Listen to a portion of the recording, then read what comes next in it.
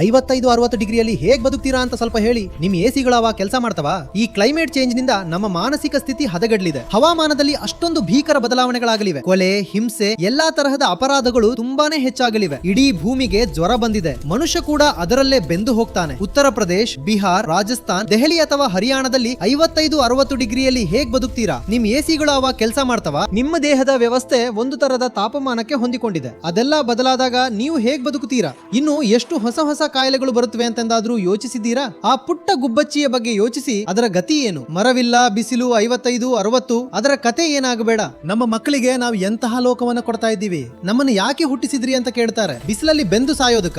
Roasted to death. ಬಡ ಕೂಲಿ ಕಾರ್ಮಿಕರ ಗತಿ ಏನಾಗಬೇಕು? ಇವರು ಮಧ್ಯಾಹ್ನದ ಬಿಸಿಲಲ್ಲಿ ಹೇಗೆ ಕೆಲಸ ಮಾಡ್ತಾರೆ? ಕನ್ಸ್ಟ್ರಕ್ಷನ್ ಕೆಲಸವೆಲ್ಲ ಹಗಲಲ್ಲೇ ನಡಿಬೇಕಲ್ವೇ? ಒಂದು ವೇಳೆ ಕೆಲವು ಮಂದಿ ಬದುಕುಡಿದ್ರೆ ಅವರು ನಮ್ಮ ತಲೆಮಾರನ್ನ ಕೇಳ್ತಾರೆ, ಎಷ್ಟು ದಡ್ಡರಾಗಿದ್ರಿ ನೀವು ಅಂತ. ನೀವು ಪಾಲಿಟಿಕ್ಸ್ ನಲ್ಲಿ ಒಬ್ಬರನ್ನೊಬ್ರು ದೂಷಿಸ್ತಾ ಇದ್ರಿ. ಆಟ, ಕಾಮಿಡಿ, ಮನೋರಂಜನೆ ಇವುಗಳಲ್ಲೇ ಕಾಲ ಕಳೆದು ಬಿಟ್ರಿ.